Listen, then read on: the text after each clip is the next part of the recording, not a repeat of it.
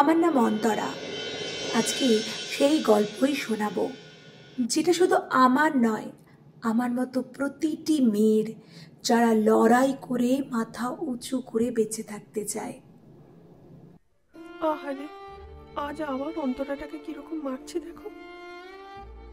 হ্যাঁ, ঠিকই বলেছো গিন্নি। খুব ভালো মেয়ে, বাড়ির সব কাজ করে, তারপরেও যেন ওর সৎ মা ওকে দু চোখে দেখতেই পারে না। মেয়েটার কপাল, বুঝলে, কপাল। কপালকে আর খণ্ডাবেই বা কে? ছোটবেলায় মাটাকে হারালো, তারপর থেকেই তো ওর এই করুণ অবস্থা। হ্যাঁ, বাপটা তো ভয়ে কিছু বলতে পারে না গো। মা, আর হবে না, তুমি বিশ্বাস করো, আর হবে না। কাল থেকে আমার গাটা জ্বরে পুড়ে যাচ্ছে। সকালবেলাতে তাই জন্য আমার হাত থেকে ফসকে চায়ের কাপটা পড়ে গেছে। আমি ইচ্ছা করে ফেলিনি। ইচ্ছে করে ফেলিসনি মানে? তুই বললেই সেটা আমার মানতে হবে? যেই জিনিসগুলোর প্রতি আমার বেশি মায়া, সেই জিনিসগুলোর প্রতি তোর যত রাগ, আর তার জন্যই তুই ওটাকে বেছে বেছে ভেঙেছিস। আমি কি আর জানি না কবে যে এই আপদ বিদে হবে? জানি না বাবা, তুই বিদে হলে না তবেই আমার শান্তি।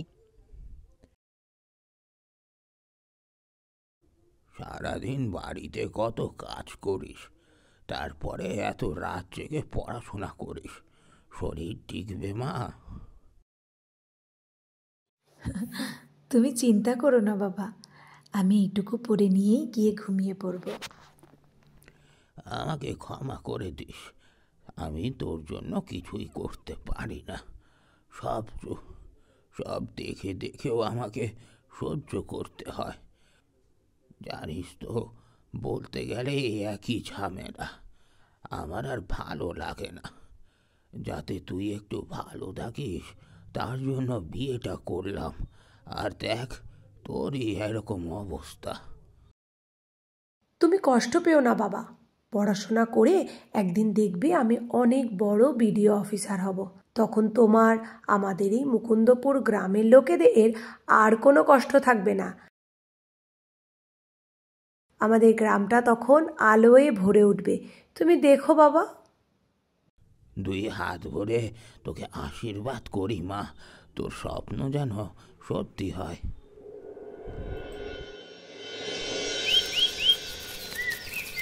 এই অন্তরা, জানিস, শুনলাম যে আমাদের গ্রামে নাকি একটা প্রশিক্ষণ কেন্দ্র খোলা হবে। সেখানে গ্রামের মেয়েদেরকে নাকি সেলাই, হাতের কাজ, এই সমস্ত শেখানো হবে। আমি তো যাব ভাবছি, তুই শিখবি নাকি? দেখি, বাড়ির কাজবাজ করে যাওয়ার তো ইচ্ছা। আচ্ছা ঠিক আছে, তাহলে কালকে বিকেল 4টের সময় দেখা হচ্ছে, ঠিক আছে? তুই বটতলার কাছে এসে দাঁড়াবি, তারপর আমরা একসাথে যাব। আচ্ছা। আর হ্যাঁ, পরশু তো আমাদের রেজাল্ট রে, কি হবে কি জানি বাবা। জয় ভোলানাথ। আমি জানতাম উচ্চ মাধ্যমিকে তোর রেজাল্ট এতটাই ভালো হবে। গর্বে আমার বুকটা ভরে যাচ্ছে রে মা। বাবা, বাবা, আমি কলেজে পড়তে চাই, অনেক বড় মানুষ হতে চাই, আমি শহরে গিয়ে পড়াশোনা করতে চাই বাবা। সে তো আমিও চাই মা, কিন্তু তোর মা তো সেটা চাইবে না হয়তো। তুই চিন্তা করিস না, আমি ঠিক তোকে শহরে পড়তে পাঠাবো। কি যুক্তি হচ্ছে বাপ বেটিতে মিলে? হ্যাঁ, আর এই যে মহারানী, এখানে বসে বসে বাপের সাথে গল্প করলে হবে? পড়াশোনা করে কি মাথা কিনে নিয়েছো তুমি? হ্যাঁ, ঘরের কাজগুলো কে করবে? আর শোনো, বেশি বিদ্যে দেরি হয়ে না লাভ নেই। এবার যাকে পারো তাকে ধরে না মেয়েটার বিয়ে দাও, দিয়ে এটাকে বিদেয় করো বাড়ি থেকে। আমি কিন্তু আর একে আমার বাড়িতে রাখবো না, এই আমি বলে দিলাম। ও না, ও ও আর ও এ বাড়িতে থাকবেও না। ওকে আমি শহরে দিয়ে আসবো। ও শহর থেকে পড়াশোনা করবে, হ্যাঁ, ওখানেই থাকবে। ও আর আসবেও না। ও ও আমার তোমার মুখের ঝামটা ও আর তোমার মুখের ঝামটাও শুনবে না। অনেক হয়েছে, এবার এবার অনেক হয়েছে। এবার আমার মেয়ের স্বপ্ন পূরণের পাশে থাকবো আমি। দীক্ষিতা দেখলে আর বাঁচে না। ও পড়াশোনা করলে তাহলে আমার ঘরের কাজগুলো কে করবে? হ্যাঁ, আর এক পয়সাও কিন্তু ওর পেছনে আমি খরচ করব না, এই আমি বলে রাখছি। ছেড়ে দাও বাবা, আমার মনে হয় না আর বিডিও অফিসার হওয়া হবে। তোর জন্য আমি কিছুই করতে পারিনি এতদিনে, কিন্তু এবার করব। আমি তোকে কিছু টাকা দেব। সেই টাকায় সেই টাকার কথা তোর মা যাতে না জানে। তুই টাকাটা নিয়ে শহরে চলে যা, আর যোগাযোগ রাখিস না। তুই পড়াশোনা করে অনেক বড় হ মা। যদি তোরে ডাক শুনে কেউ না আসে, তবে একলা চলো রে। হাই, আমি অমিত, এই কলেজে তোমার সিনিয়র। তুমি তো ফার্স্ট ইয়ার, তাই না? হ্যাঁ। বাহ, তুমি খুব সুন্দর গান করো তো। ধন্যবাদ। এই অন্তরা, এই অন্তরা, দাঁড়াও দাঁড়াও। এই ও, আপনি? আরে, তুমি তো আমাকে না দেখেই দৌড় মারছো। বাড়ি ফেরার অনেক তাড়া নাকি? কি হলো অন্তরা, কাঁদছো কেন? আমি কিছু ভুল বলে ফেললাম নাকি? তাহলে সরি সরি সরি। না, আপনার কথা শুনে বাবার কথা, বাড়ির কথা, গ্রামের কথা খুব মনে পড়ে গেল। তো যাবে একদিন, ঘুরে আসবে। সেখানে যাবার উপায় তো আমার আর নেই। কেন অন্তরা, সব খুলে বলো তো আমাকে। না থাক, ওসব বাদ দিন। না, তোমাকে আজ বলতেই হবে। আমি আমার জীবনের সব কথা বলি। তুমি আবার সে গ্রামে যাবে, তোমার বাড়িতে যাবে, কিন্তু এইভাবে নয়। বিডিও অফিসার হয়ে তারপরে মাথা উঁচু করে যাবে। আর তোমার এই জার্নিতে তোমাকে সব রকমভাবে সাহায্য আমি করব, যদি তুমি সুযোগ আমাকে দাও তো। অসম্ভব! ওই চাল চুলোহীন মেয়েকে আমি কিছুতেই ছেলের বউ করে বাড়িতে আনবো না। বাবা, তোমারও কি একই মত? হ্যাঁ, এই বিষয়ে আমি তোর মায়ের সাথে সহমত।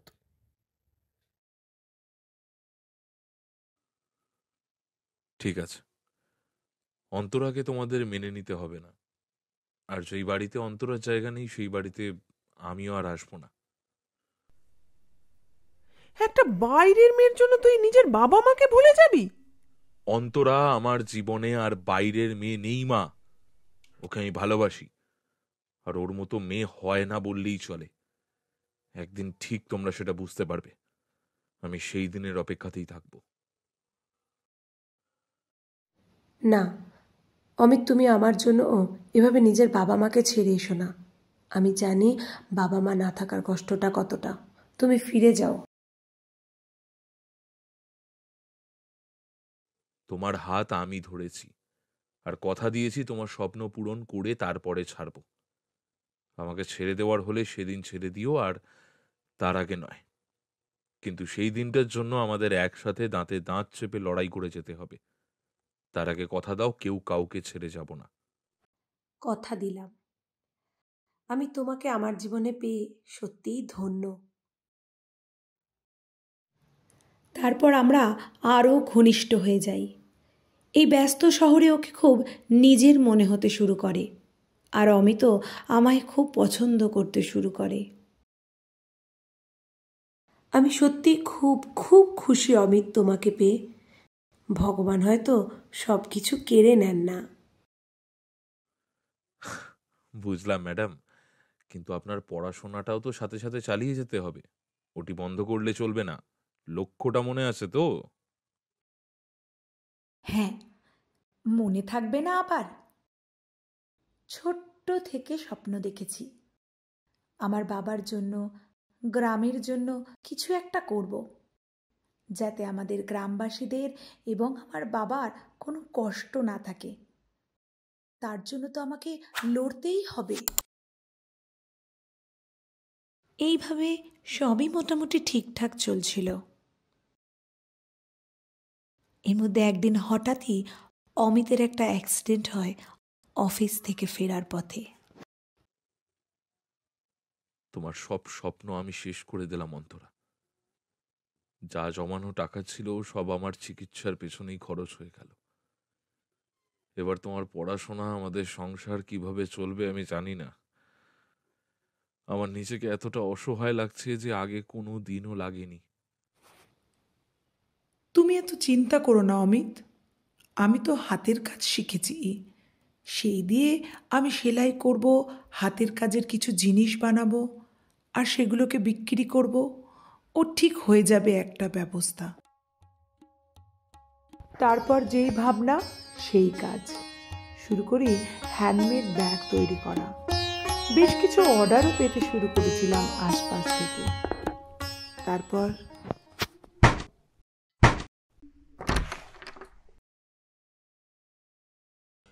তুই তুই গ্রামে ফিরে চল মা, তুই গ্রামে ফিরে চল। আমার আর ভালো লাগে না, তুই তুই গ্রামে ফিরে চল।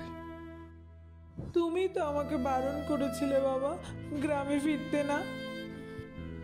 তোর সৎ ভাই বিয়ে করে এনেছে, তোর ভাই আর তার বউ মিলে তোর মাকে খাটিয়ে মারছে, তাই জন্য তোর মায়ের মন অনেক বদলেছে। প্রায় বলে মেয়েটার সাথে আমি কতটাই না অন্যায় করেছি। তুমি মেয়েটাকে ফিরিয়ে আনো। ও সব সময় আমার সেবা করেছে, মুখে মুখে কোনোটি কথা বলেনি। আর নিজের পেটের ছেলে আমার সাথে এরকম দুর্ব্যবহার করে। আমি মেয়েটার সাথে পাপ করেছি, তাই ভগবান আমাকে শাস্তি দিচ্ছে। খুব খুব আফসোস করে রে মা। অন্তরা, তুমি বাবার কথা শুনে চলো, আমরা গ্রামের বাড়ি চাই। এই শহরে একা একা থাকতে আমারও ভাল লাগে না। তার থেকে গ্রামের পরিবেশ, তোমার বাড়ির লোক আছে, তোমার ভালো লাগবে আর আমারও লাগবে। কিছুটা টাকা তো জমেছে, তুমি তো বলো গ্রামবাসীদের জন্য কিছু করার কথা, তাদের স্বনির্ভর করার কথা। তাহলে চলো আমরা গ্রামে গিয়ে সেই কাজ শুরু করি, আর দেরি করা ঠিক হবে না। ঠিক আছে, তাই চলো।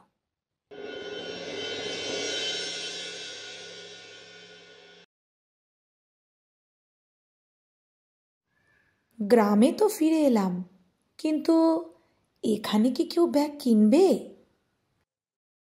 সেটাও ঠিক। আচ্ছা, অনলাইন সেল করলে কেমন হবে? আইডিয়াটা ভালোই, কিন্তু এই সব আমি ঠিক জানি না। আরে তা নিয়ে তুমি চিন্তা করো না, আমি এই বেশ কিছুদিন ধরেই কমার্স স্টাডি করছিলাম, তো অনলাইনে সেলটা আমি দেখে নিতে পারবো। তাহলে তো দারুণ, আমরা সবাই মিলে চেষ্টা করব, নিশ্চয়ই হবে অমিত। কিন্তু আমি তো কিছু করতে পারি না অন্তরা। কে বলেছে কিছু করতে পারো না? এই যে তুমি ক্লায়েন্টদের সাথে কথা বলো, অর্ডার নিয়ে আসো, এটাই তো প্রধান কাজ। আমি আরও গ্রামের মেয়েদেরকে কাজ শেখাবো, ধীরে ধীরে ওরাও স্বাবলম্বী হয়ে উঠবে। দেখো,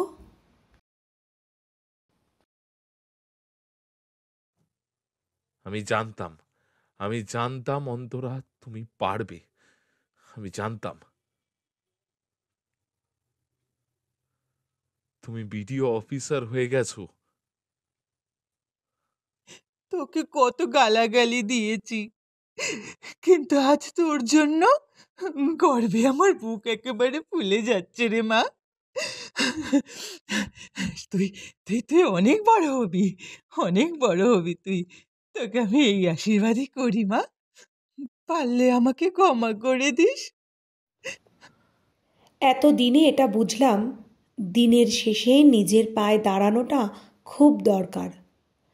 না শুধু টাকার জন্য নয়, নিজের যোগ্য সম্মানের জন্য।